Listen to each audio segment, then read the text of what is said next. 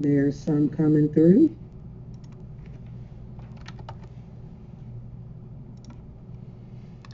Sabrina, it looks like we have about 66% who have voted so far, so we'll give it just another second.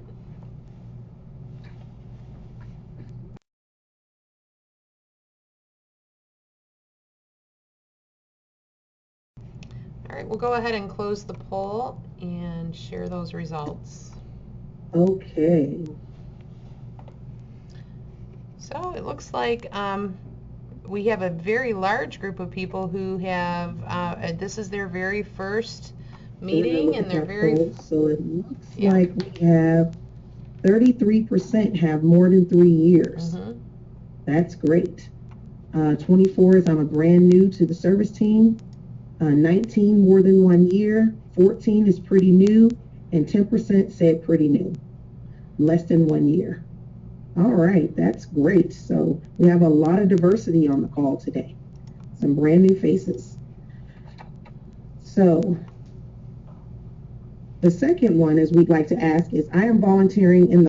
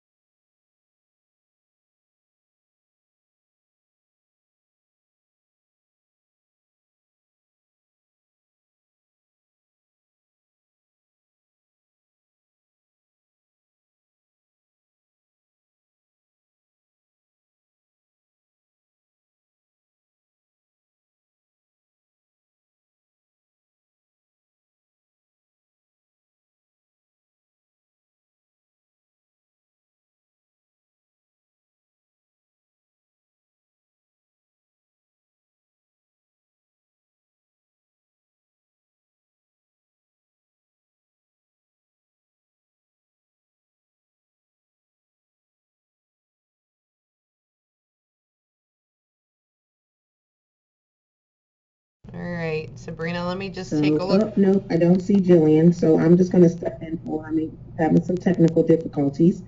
So many of you have heard of the GSUSA WAGs and Dove's recent partnership to bring Girl Scouts a fantastic program opportunity, Free Being Me. This is an awesome program.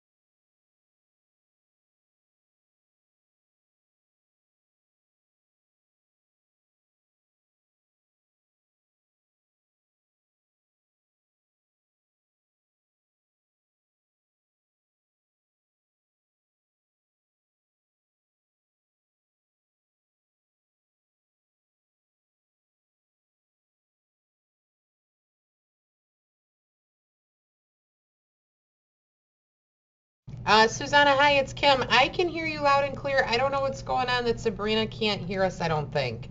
So I'll text her and let her know that we can hear you. I see you there. All right, so since it seems like most of the people can hear me, I will proceed. Okay, so thanks for joining us on the call this evening. If we can get right to it, who can advance the slide for me? That would be me. Here you go. Okay. Sorry about that. And great, right there. Okay, so I wanted to talk with this wonderful group of service unit team members tonight to talk about membership delegate elections by the service unit that's coming up. So here's what you want to know. Here's what you need to know. If you remember from the spring General Assembly meeting, it was held in April, each service unit can now elect a membership delegate, which I think is pretty exciting.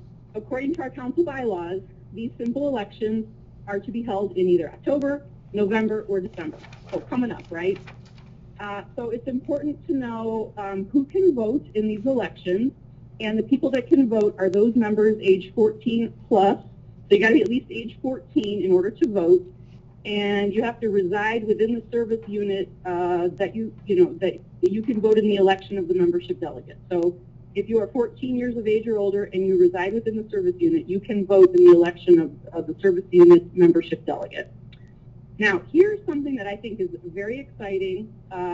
If the delegate that is elected by the service unit is a girl, and she has to be at least age 14, because all our delegates have to be at least age 14. If you're a girl, then the service unit shall be entitled to elect a second membership delegate. So I think that's pretty amazing. It really shows our council's dedication to leadership by girls. So I hope that as people are thinking of who wants to be a membership delegate, I hope that we're encouraging girls. So let's talk about the position of membership delegate. Full responsibilities and a very detailed position description are posted on the GSNEO website, and here are a few of the highlights that you want to know about. Candidates must be at least age 14 at the time of election, so you have to be at least age 14 to be a membership delegate. And they also must be a current member of Girl Scouts, so that means you've got to be registered for the 2016 membership year, right? Everybody's registered, right? Everyone renewed. And we have to be a member in good standing. There are a lot of benefits for girls to take part in this position. A couple just being that they can practice they can practice some skills. They can put something like this on their resume that will really stand out from the crowd. A lot of people naturally are involved in, sports, other academic activities, but I think that there are not a whole lot of high school age people out there that are taking part in governance level activities of an organization such as ours. So if a girl is elected to a membership delegate, she can put that on her resume or her college application, and I think she'll really stand out from the crowd. Getting back to the position, membership delegates should expect to complete their position orientation. So, we offer an orientation so that they can learn about the position. We also need the membership delegate to participate in periodic delegate conference calls, and we want the delegate to communicate, between their constituents and the council leadership and attend the annual meeting. That's important. The date of the annual meeting is April 9th. So as people are talking about being interested in serving as a membership delegate, I would say that if the person already knows that they have a conflict on April 9th and could not attend that meeting, then maybe they're not the ideal candidate to represent your service unit, since they would not be able to attend to represent. Also, just to let you know briefly, what do they do at the annual meeting? At the annual meeting, delegates have a very important role because they vote to elect our board members. In appropriate years, they elect our council delegates to the national council session. They do other things that also they'll participate in other votes that are appropriate for the annual meeting, like adopting the agenda, voting on any potential bylaws revisions, things like that. Another important thing to know about the position is that the term is for 2 years. Can we go to the next slide, please? Trying. There you go. Perfect. Right there. Thank you. So we want to be able to offer support to the service teams as you prepare to carry out these very simple elections. It's very important that we offer support and tools and resources to make it as simple for you as possible. So there is now a toolkit available on our website under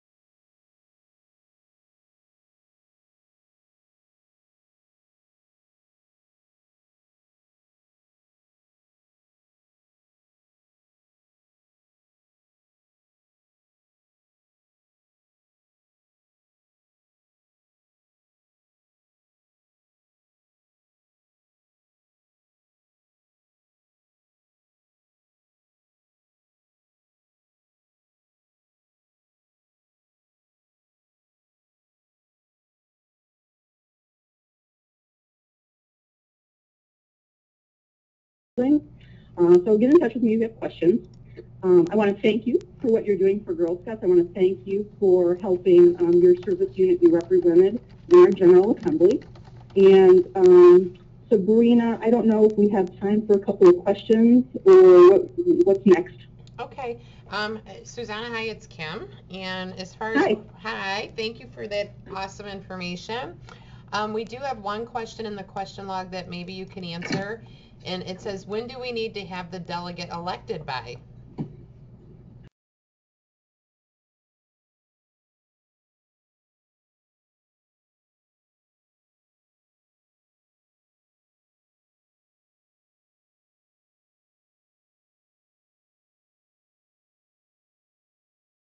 Awesome. Okay, so then as soon as that election is over, they would just send you the information and we'll be all wrapped up for the year, right? Okay. Basically, that's what it is. Yeah, you hold the election, you report back to me who it is so that we know which person out there to add to the roster as a current membership delegate. And then from that point on, the delegate can expect to be contacted by me periodically with updates of information and instruction. So really, you hold the election, you elect the right person, report to GSNEO who it is, and then me in the governance department, I will take it from there as far as communicating with the membership delegates. Awesome. Does that answer it? Sounds great. Thank you so much. Okay. You're welcome.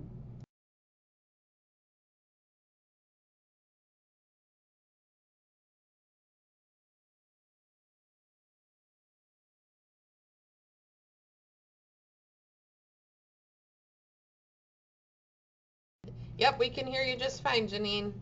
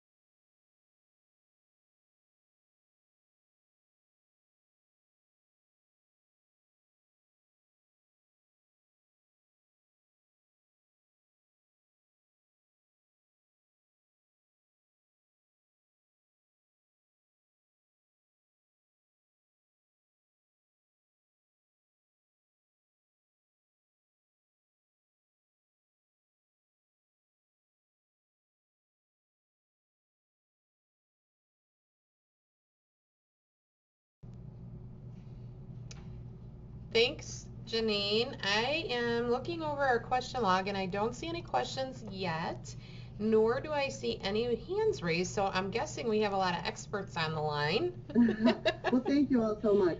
Yep. All right. If we do get any questions in the question log, we'll be sure to follow up with you after the call. And I will be sure to respond. Thank you so much. All righty. And let's see, we'll get back to Sabrina here.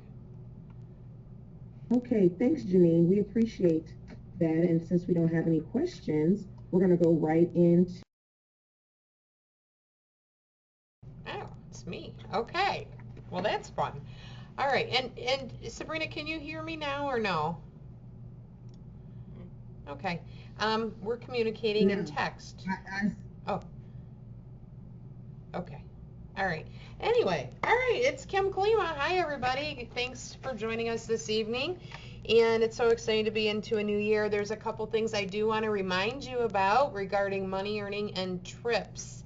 And the reason why we're bringing this up right now is we know we're right in, at the beginning of another new year, and it's time for a reminder because these things are really important. So please remind all volunteers in your service unit to read the volunteer policies and volunteer essentials for important information about money earning and taking trips. It's really not fun for anybody at all when we have to squash a plan when it gets really close to your timeline. And so that's why we do ask that you let us, submit your applications early on to make sure everything's a go before you get too far into the planning stages. And that goes for money earning and for trips. Very, very important. Thank you so much for your help with that and your guidance and coaching your volunteers in the community. Trips should be, at the parent meeting, you need to make sure that you guys are talking about this when troops are having their first parent meetings. Organizers are getting out to those brand new trips. You guys are doing orientation with new leaders. That would be a great time to make sure that this stuff is getting covered. And just as another reminder as well, and this is not new, but again, worth mentioning because we tend to have a problem here sometimes, we need to remember that money earned by the troop belongs to the troop and never one girl in particular. There is no earmarking of funds, okay? It's illegal. It jeopardizes our 501c3 status, and we cannot do it. If this is happening in your service unit, please educate the volunteers and let them know that they cannot do it that way. So one girl sells 200 boxes, one girl sells 50, all the money goes into the troop to be used equally by the troop. Not one girl gets more rights to proceeds than another. It's a troop money. If you need assistance with this, your CMEs can help you with this. If you need more assistance with this, we can certainly get other people involved or whatever it's going to take, okay? So it's not okay, not ever. Please do not do that. And if you have any questions, again, please go ahead and enter those into the question log. I don't see any hands raised, and so hopefully it's clear and we can just kind of move on from there, okay? All right, great, everybody. All right, and at this point, I guess we can go ahead and turn it over to Barb Anzalone. Okay. I wasn't sure where I was coming into this. Good evening, everybody. I'm really happy to be here and Sorry, go ahead. joining us. Sorry. Okay. So, a couple things on welcome to the service unit orientation. I wanted you to know that it's just about complete. We've had to make some changes and I'm just making the last couple adjustments, and that will be given to the CMEs next week. I want to remind everyone that this training is short, no more than an hour. It's intimate, welcoming, and should be an informal meeting between the service unit team member or an experienced volunteer and the new volunteers. So, SUDS, you're all very busy, registrars, recruiters. Maybe this falls under the organizer's position. Maybe you just have a volunteer who really is passionate and wants to help onboard new volunteers. This would be a great opportunity for them to facilitate. It can be facilitated before or after a service unit meeting or at a time that's convenient for both parties. Again, the outline runs approximately 1 hour, and a great deal depends on how much information the service unit team is offering. So, you're going to want to be putting your calendar in there and the service unit team roster, and all that information will be laid out in the packet for you. Remember, we want to keep the orientation as a needs to know versus a nice to know. Volunteers will acquire more information in future learning opportunities such as troop fundamentals, finding fun in journeys for age levels, and age level fundamentals. So just keep it warm and friendly. We don't want to scare anybody off too soon. The atmosphere, again, positive, welcoming versus overwhelming and negative to the new volunteers. Keeping the orientation warm and fuzzy, showing new volunteers the infectious sisterhood of Girl Scouting in and around the service unit that will be with them throughout their Girl Scout journey. So there's one question here in the question log, Barb, is from Stephanie. Will we be able to pick up a new packet to see what they look like? Your CME will have packets, and we're going to try to get them made up depending on which Stephanie this may be. Stephanie Sat. Contact me next week and I can have one available for you, or your CME will have it available for you. Okay. Okay. Is the service team resource? Will the service team resources page on the website have the packet? It will. Okay. All right. Awesome. And that was the only question I saw here on that one. Fantastic. Okay, so a little bit more information about adult learning. Girl Scouts of Northeast Ohio provides volunteer training to ensure the safety and well-being of our girls, as well as successful Girl Scout experience for both our girl and adult members. Because leaders have an immediate impact on the lives of the girls in the community and should provide adult direction and support to girls with sensitivity to their needs and interests, all troop leaders are required to complete basic training. Basic training is divided into two categories, required and highly recommended. Required training should start immediately upon position appointment and completed within a suggested time frame. We do understand that people are busy and their schedules are crazy, so we just want them to get the information as soon as they can.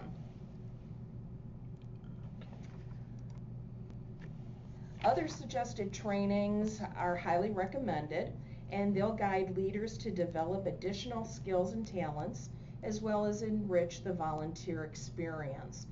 You'll see under required the Girl Scouting 101, that is the video, the 45-minute online orientation of Girl Scouting. Welcome to the service unit orientation, which one of your fabulous teammates will present. Troop fundamentals, and there's a little bit of a change. We've gone with age level finding fun in the journeys. This class went over very well at ALE this year, and we are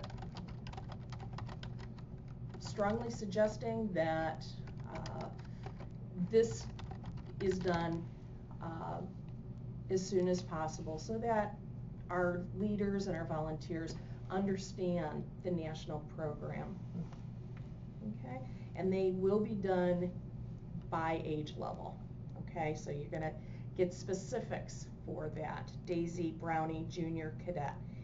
Also, I'd like to mention that this class is more for new volunteers, new leaders. So, maybe sometimes our cadet troops lose a leader and it's somebody brand new stepping into that position, they've never worked with the journeys, so we would highly suggest that, yes, they take that class. But it is not something, if you're just changing age levels, that you have to take this, because we know you're all very intelligent people, and have, once you've done a journey or two, you pretty much have it. So, and then highly recommended trainings are age level, that the training teams will be looking at that class again over the next year, to make sure that we're offering the best training for our volunteers. First aid CPR, of course, every troop does need to have somebody who is certified. And overnight experience, remember that the overnight experience is highly recommended, where the outdoor essentials is required before taking your troop camping. Right, so there was a couple questions, and I think you probably cleared it up, Barb, but couple folks wondering about why first aid CPR is only recommended and not required, and don't we need to have a first aider if we're going to have troop meetings and we're going to go places? Yes. I certainly would want one. Yes. Yes. So every troop needs one, but not every volunteer needs to be certified. Right? Exactly. Okay.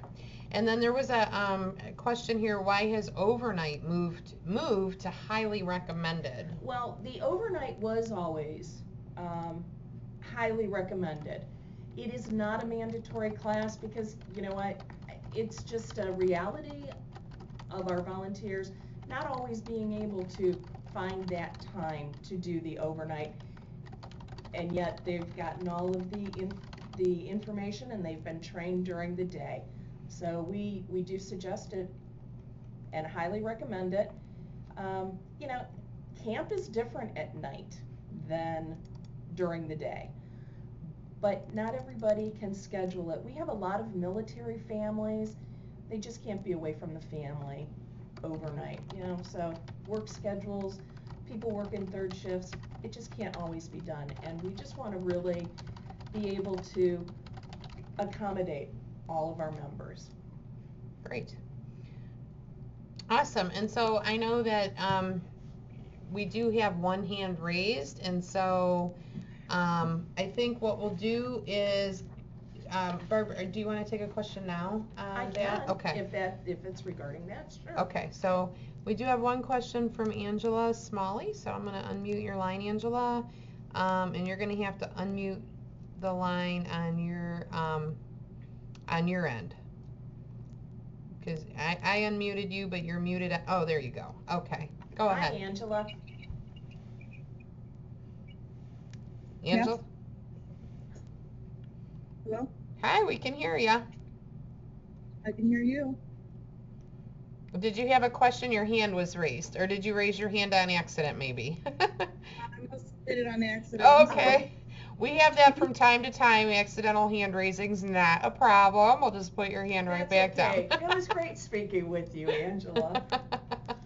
All right. Well, I don't see any other questions on that, Barb, so if you want to go ahead, we'll go on to the next slide then.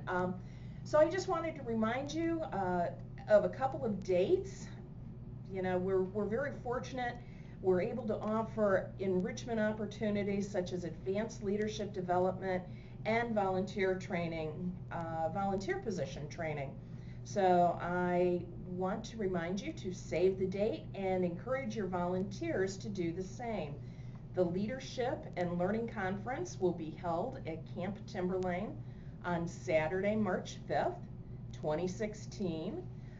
Leadership and Learning is open to adults and high-achieving high school girls. It is an exciting opportunity to learn about the benefits of Girl Scouting in the community, connect with others who are passionate and have an impact on girls, and an excellent opportunity for volunteers to further their leadership skills. A few highlights from last year includes we had 2 training sessions with several courses, to choose from, such as emotional intelligence, leadership styles, and youth development. And we had a luncheon panel that was really great of our young professional alumni who shared Girl Scout positively, how Girl Scouting positively impacted not only their education but their career track so far. And it was really fun to see some of these young women coming back and become involved. We also had the opportunity to network and connect with other volunteers. So, you know, last year we unfortunately had an ice storm, but this year I hear that the weather's going to be fabulous. So I've already put in the order for that. Awesome. And so, you know, put March 5th and you'll be hearing more information. ALE, Adult Learning Experience, is summer camp for grown-ups, and it's an opportunity for volunteers, new and experienced, to develop and refine their skills as adult Girl Scouts. Volunteers explore areas like leadership development, the outdoors, arts, healthy living, and STEM courses. Also in community engagement and, of course, traditional Girl Scouting. It's a great time to learn something new and connect with other volunteers. And we have the dates. ALE will be held August 11th through the 13th. And there it is. Okay, good. It's on the slide. August 11th through the 13th, and August 10th, which you'll definitely want to have on your calendar, 6:30 till 9 will be our service unit training, team training. So you'll have your opportunity to enjoy and connect with other service unit team members who are doing what you're doing and learn from them. So put those dates on your calendars and stay tuned. Further information regarding these events will be on the website, in the e-news, social media, and they'll also be mentioned in future webinars. So thank you all again for everything that you are doing with the girls and adults of Northeast Ohio. It's truly appreciated. Great. So, Barb, there's a couple questions here, and I think we answered a lot of them in the question log, but just to kind of touch base, some of the folks were wondering what happened to Outdoor Essentials. Outdoor Essentials, nothing has happened to it. That was my mistake. I just did not put it on the slide. So it's still there. It's on the calendar. We have it being offered quite a few times. In fact, it's offered at least once a month between all three of our camps. So, you know, maybe you typically go out to Timberlane, but, you know, you can always take it at any of our camps. Awesome. Okay, so no worries. And here I was Yes. thinking that it said Outdoor Experience was what it was Yeah, called. yeah. Okay. Well, you know what? It does. I'm sorry. Somehow, Outdoor Essentials should be moved over to Required. Oh. Yes, because Okay. that, in order to go We're gonna camping. get this right. Yeah, sorry about that. So it's required if you're going camping, but if you're not going camping, then you don't have to take that as part of your basic leadership, correct? Right. Exactly. Okay. All right, good. And so then there was another question a little bit wondering if the Adult Learning Experience, ALE, is that going away? It's shrinking. No, it's not going away. It's just shrinking. Now, you know what? We are we want to be able to offer our volunteers different opportunities for learning. And by spreading the wealth and spreading the learning opportunities between three camps and different areas of our service, our footprint, we can do that. If we put it all in one basket, we can't offer as much to the volunteers.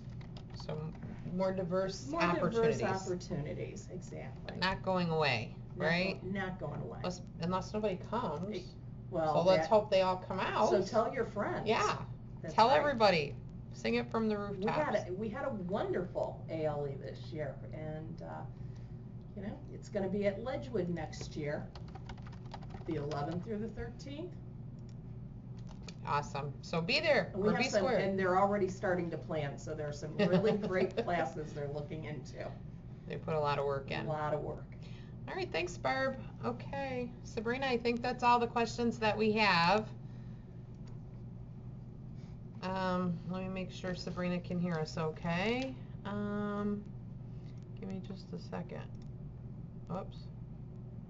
Okay. I think it's my turn. Can you hear me? Oh, yeah, we hear you, can. Sabrina. Can you guys hear me? Yes. Okay. Yes, Elizabeth, thank you. It is your turn. Yay. Okay, can we move the slide forward? That would be helpful.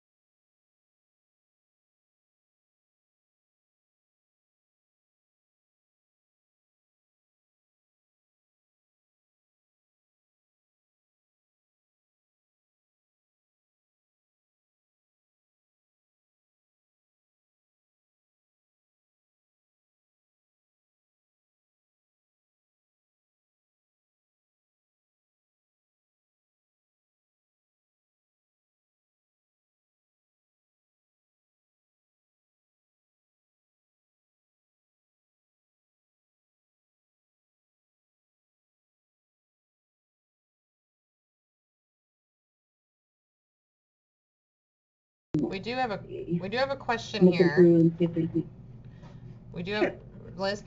So there's a specific question about, if we notice that there's something wonky or wrong on the opportunity catalog, specifically, if maybe the service unit director recognizes on the report that there's the same troop number listed in 2 different service units, for instance. Who should they tell, and what should happen? You can either contact customer care would be your first step, but they're probably going to send you to either Michael or myself, or you can email me directly or Michael, and we can take care of that. There's also a troop changes form which you can do, but if you know there's something wonky, especially like duplicate troop numbers, it's very helpful to kind of send that to our attention so we can get it fixed as soon as possible. And usually that would be highlighting it to either myself or to Michael. Great, thank you so much. Okay, and there's a question about lifetime membership, and where can the form be found? The form is, there was a link that we sent out. If you do a search for lifetime membership on the website, it will direct you to the form. It is the adult membership form. If you need me to send you a copy, I can do that as well. We have limited the access for troop form or membership forms on the website because, again, we are really going through the online route. So if they put lifetime in the search on our website, it will come up? Yep. Awesome. It should. Thank you so much. And I think there was a question about if we have a parent who does not use credit cards, how should I proceed with their registration? And I think that you answered that in terms of being able to take cash or check, right? Yeah. So they can start the process online, and then they can either send in cash or check to any service center, and we can process it that way. Okay. And if the volunteer takes the cash or check in the service unit, that they just need to get it to the office within 24 hours, probably a heads-up email to customer care, right? Yeah, customer care at GSNEO that cash was received for and girl's name. And it's really important to indicate usually the girl address, birthday, something to indicate which girl it's for. We might have several, Sally Smith. So you want to make sure that you put the girl's name as well as address or parent name, so we can also make sure we get it to the right girl. Which girl with details, right? Okay. Yep. All right. Very good. We are also working, I see a note in there about a volunteer report for background checks. Yes, we are working on a report for that, and you will probably be getting that quarterly, and that should be coming out very soon. That comes from a different person. It won't be coming from Mandy, but we will be sending that out, and we were just doing the final proofing and testing to make sure that report was valid and accurate. So we've had many new leaders getting stuck on the survey portion at the very end of the registration. And they are not receiving their background check link, and they are brand new members. So the main thing to do is, one, the background check, as soon as they select a position that needs a background check, so such as troop leader or, troop admin, troop product sales, any of those type of things, troop driver, they will be asked to do a background check. So it's tied to the position that they are asking for. So the video at the end is another extra step, and we do encourage everybody to watch the video. It's very short, it's very sweet, and answer, the 5 questions. So that's a final piece that you can do, but that should not hold up your background check process. And then the other thing is make sure you check your spam, because the URL that is sent to you is sent to each person uniquely. So it is a unique URL for each person. You can't share that. And you want to make sure that you check your spam. There's one email that comes from us, the server, saying you're going to be getting this email, and then there's another one from our partner that does the background check that will assurance that we make sure that you're, that's who has the link in it, and you want to do it. If you have questions about that, you can contact customer care. You can also contact Sherry Johnson, and she can help you through that. The other nice thing that we are going to be doing is we're going to be starting a process where if somebody is expired, we're going to be prompting them to do their background check as well. So hopefully we will catch people mid-year, just not at renewal time frame. so they will get prompted as well if they expire mid-year. Awesome. Great. And there's a lot of good questions in the question log that have been rolling in, I see you're and we're doing a great answering. job. Yeah. So good stuff. Okay. We have one more slide, and then I will pass it off, not a problem. I think we may have missed, there it is, thank you. So we have basically 6 days left to renew the troops. So just like we've done in previous years, as of October 1st, anybody who is not renewed for 2016 falls off of troop rosters. So that means if your co-leader hasn't gotten her renewal yet, or her daughters, they're no longer going to show up in your roster. So that all happens with the brand new membership year that starts on October 1st. So basically, troop leaders have 6 days until probably 11:55, but don't wait that long, on September 30th to go in and renew their troops. So we really highly encourage you to do that. After that point, after October 1st, if a girl is not renewed or a leader is not renewed, they are going to have to go in and renew themselves. The troop leader will not be able to do it. So we do encourage, get the message out to all of your troop leaders. We've been sending out robocalls, we've been sending out emails, we've been putting it on Facebook, just to remind everybody that troop renewal does end on September 30th. Yeah, and I would just like to point out, in addition to that there's several thousand girls who have not yet renewed, and I don't, what is everybody waiting for? The time is now. So let's work together and get that done, please. Thank you. And I do want to thank everybody. We heard a lot of feedback from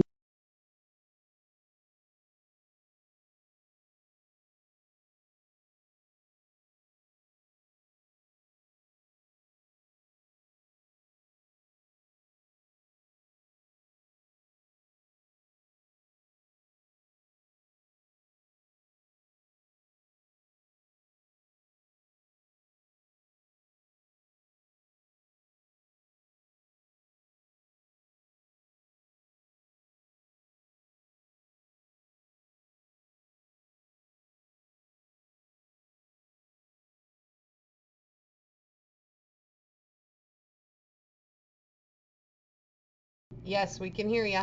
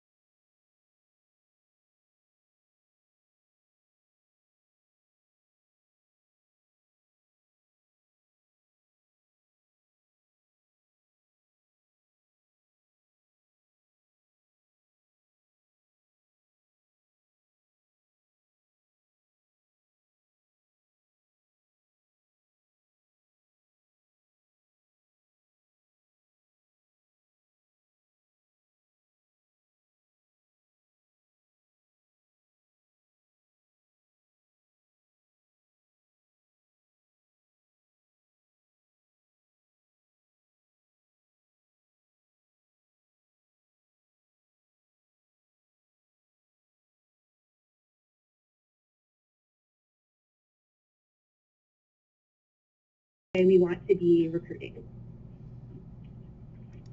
Awesome. Are there any questions about lead generation, the online interest form, or anything I've covered so far? I don't see any questions so far, which I'm kind of surprised about. But what I can do, Anna, is tell you a little bit about what we're hearing out and about and in the community. I've been spending a lot of time actually. On your screen are a couple pictures of recruitment events where I've been over the last couple of days, and I'm learning a lot about our new system and the process and how those processes are actually working in the field, because there's theory and then there's implementation, right, like the real world. And so there's a couple stumbling blocks, and probably everybody, would attest to that. And things like, I got a check. I wasn't expecting a check or cash, and what am I supposed to do with that? People are showing up for the recruitment, quote unquote, event, but they're already signed up and in a troop, and maybe they were expecting a different kind of meeting. So we're learning and we're growing and we're improvising. But, the CMEs are a great resource in answering these questions. They've been doing a lot of troubleshooting. And here's the thing, we just got to remember to work together. The old ways don't work anymore. So don't go it alone. Don't try to, just revert back to what we used to do, because it's not going to work. But together, we can work anything out, and that's the beauty of this whole thing, is we're arm in arm like true Girl Scouts, and we're working together. And in the new model, there's more support than ever before. The CME team is working with the marketing and recruitment teams, customer care and registration. There's just a whole lot of teamwork going on. So let's take a look at that recruitment and marketing team, just to kind of bring these names out for you. You see at the bottom of your screen your CMEs and their managers, and they're still there out in the field helping out a lot every day, hands-on. But in addition to that, you have Anna, who's actually presenting this information to you today. She's our manager of recruitment, and so she's, a guru in terms of lead generation and getting out into the community and connecting all these wonderful GSUSA campaigns to the real world. So she's a resource for you, as well as Giselle Torres, who is also in the recruitment team, but she works on the inside. So she's working to help convert all these new leads. Whenever there's a snafu or somebody gets stuck in the system or the pipeline, her and her team are trying to get that ironed out. And she's available to you as a resource as well. And then, of course, our marketing team. Not only do we have that new director that Anna was talking to you about, it's real easy to remember her name because it's Kim too. So you got me, Kim Klima, and now you have another Kim Graves to help, and we all work really well together, so that's a good thing.